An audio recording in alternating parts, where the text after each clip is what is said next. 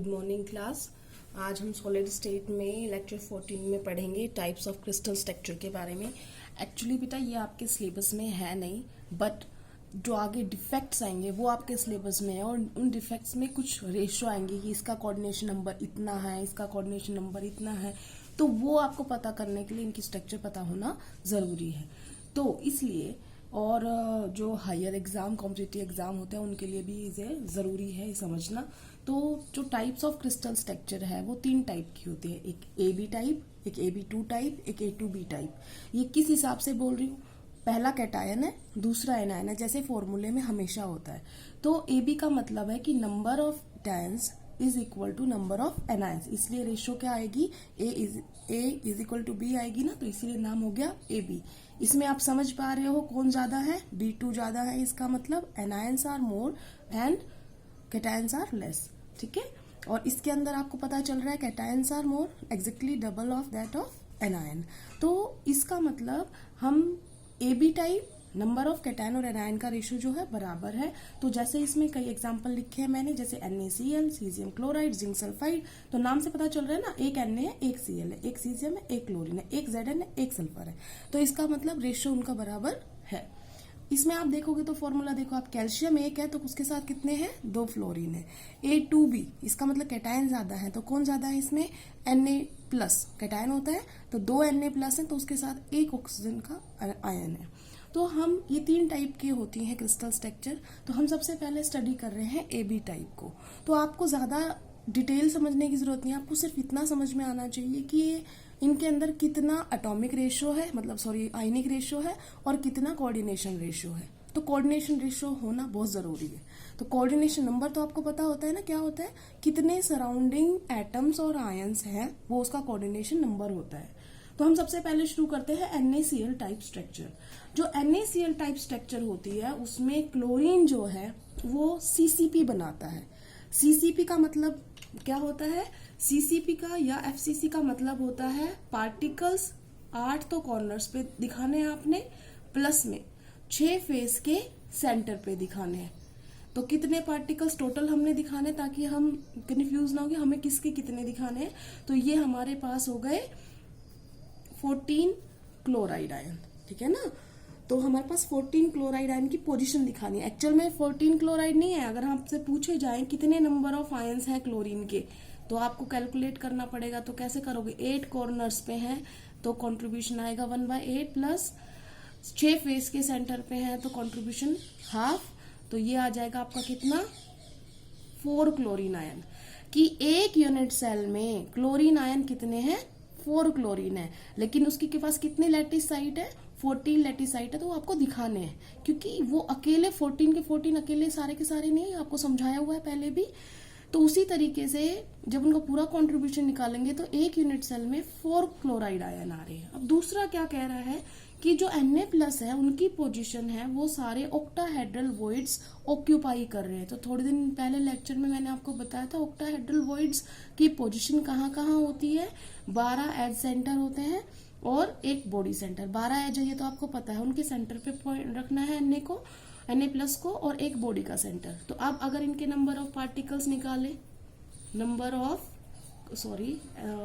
Sodium ion लिख रहे हैं हम, नंबर ऑफ सोडियम आयंस, तो 12 edge centre, 12 particle edge centre पे होंगे, और एक एज जो होता है वो कंट्रीब्यूशन कितना करेगा, 1/4 करेगा पार्टिकल उसका, प्लस में एक बॉडी के सेंटर पे है वो पूरा उसी का है, तो ये कितना आ गया, ये भी 4 आ गया। इसका मतलब 4 ही क्लोराइड आयन है तो उनके साथ में 4 ही सोडियम आयन, तो फॉर्मूला NaCl हो गया।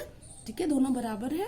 तो आयनिक रेशियो यहाँ पे लिखी है, ये आपको समझना जरूरी कि आयनिक रेशियो का मतलब इन आयंस कितने प्रेजेंट है। तो Na के 4 है, क्लोराइड आयन 4 है, तो ये हमने स्टडी कर लिया है। अब कोऑर्डिनेशन नंबर 6/6, इसको समझने के लिए आपको थोड़ा सा इसका स्ट्रक्चर समझना पड़ेगा। तो हम ये पॉइंट्स रखेंगे जो अभी समझाए हैं। तो मैंने पहले से यूनिट सेल तैयार करके रखी है, हालांकि अब आप सोच रहे हो ये यूनिट सेल कैसे है, तो आपको एक बार बताती हूँ दोबारा से। एक मैंने ये यूनिट सेल बनाई, ठीक है। अब मुझे एग्जैक्ट दिखाना था ना, क्योंकि मुझे फेस के सेंटर है, तो फेस का सेंटर बनाने के लिए मुझे इसका मिड निकाल के और ये फेस का सेंटर बनाया। इसी तरीके से ये मिड निकाल के इसका फेस सेंटर बनाया है, ये मिड निकाल के इसका फेस सेंटर, और ये मिड निकाल के मैंने इसका फेस सेंटर बनाया। अब ये वाला सामने वाला रह गया, तो सामने वाले को यहां से मिलाएंगे, तो ये हर एक का फेस सेंटर मैंने इस तरीके से निकाला है। तो ये जो है इसलिए किया है ताकि आप पोजीशन बिल्कुल सही तरीके से समझ सके। तो दोबारा से बताऊं, है ये सिर्फ एक ही यूनिट सेल, लेकिन आपको हर चीज प्रॉपर दिखाई देगी इसके अंदर। देखो, अब इसको आपने क्या बोला था कि क्लोराइड आयन हमने कहाँ रखने हैं, तो क्लोराइड आयंस को हम थोड़ा सा डिफरेंट कलर दे देते हैं ताकि आप कंफ्यूज ना हो। क्लोराइड आयन बेटा बड़े होते हैं, एनायन है, तो हम उनको रखते हैं मोस्टली, जो भी बड़ा साइज में होता है वो सीसीपी बनाता है ज्यादातर, ठीक है ना। तो अब क्लोराइड आयन सीसीपी है, तो हम पहले क्लोराइड आयन रखते हैं। हमने कहाँ रखने क्लोराइड आयन, पोजीशन थी हमारी सीसीपी, तो मतलब 8 कॉर्नर 6 फेस सेंटर। तो 8 कॉर्नर, देखो कॉर्नर, एक कॉर्नर, ठीक है, 2 3 4 5 6 7 और ये 8, ये तो हमारे हो गए कॉर्नर्स। फेस कितने होते हैं हमारे, 6।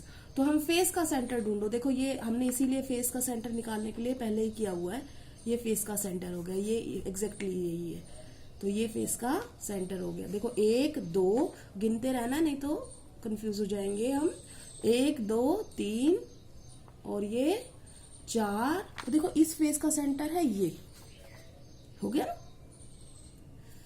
और उस फेस का सेंटर है वो पीछे वाला। तो आप ध्यान से देखो, हमने क्या 14 पार्टिकल्स रख दिए हैं, तो काउंट कर लेते हैं एक बार। 1 2 3 4 5 6 7 8 9 10 11 12 13 14, हमने 14 पार्टिकल 14 पार्टिकल्स रखने थे, तो वो हमने 14 पार्टिकल्स रख दिए हैं। अब आती है हमारी सोडियम की। तो सोडियम के लिए हम ब्लैक पेन ले लेते हैं, थोड़ा सा कम दिखाई देगा आपको। तो हम अब सोडियम रखेंगे। अब सोडियम ध्यान से देखने हैं आपने,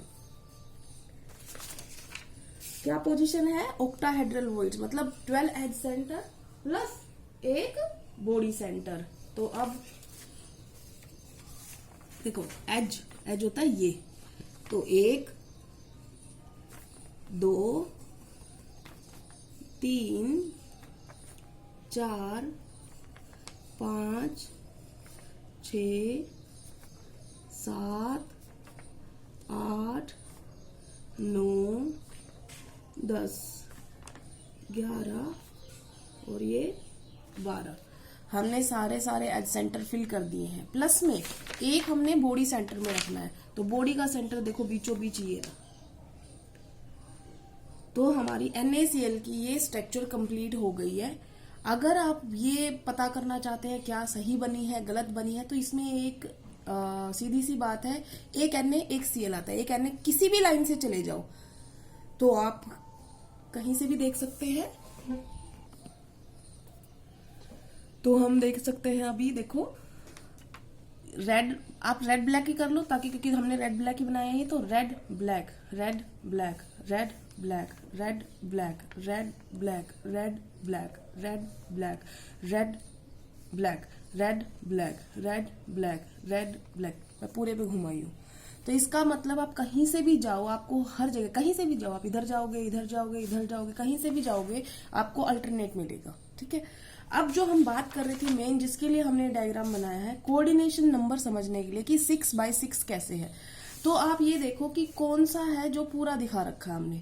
तो हम मान लो इस सोडियम को ले लेते हैं, ये बॉडी के सेंटर में है।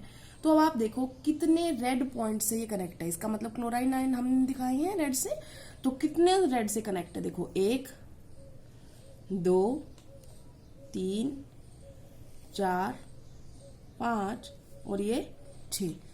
तो अब आपको समझ में आ गया। ऐसे ही आप अगर क्लोरीन आयन को भी देखना चाहोगे तो भी देख सकते हो। देखो ये क्लोरीन आयन है ना, 1 2 और ये 3, क्योंकि बेटा एक यूनिट सेल साथ में आएगी इसकी यहां पर।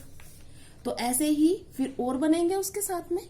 तो 1 2 और 3 हमने कैलकुलेट कर लिए थे, 4 और 5, और जो एक लाइन जब ये सीधी बनेगी तो एक इधर आएगा, 6 पूरे हो गए। तो इसका मतलब हर क्लोरीन आयन जो है वो 6 सोडियम आयन से, और हर सोडियम 6 क्लोराइड आयन से घिरा हुआ है, इसीलिए इसका रेशियो 6/6 है। तो ये हो गया, हमने समझ लिया है कि NaCl का कोऑर्डिनेशन नंबर 6/6 है। अगला हम अगले क्लास में पढ़ेंगे। बेटा किसी के पास अगर आप मदद कर सकते हैं, किसी के पास मोबाइल नहीं है या आपके दोस्त आप जानते हैं, तो आप प्लीज ग्रुप स्टडी कर ले, क्योंकि आप अगर ऐसा करेंगे तो आप सबको फायदा होगा। ठीक है, और अपना होमवर्क आपने रोज सेंड करना है। Thank you class.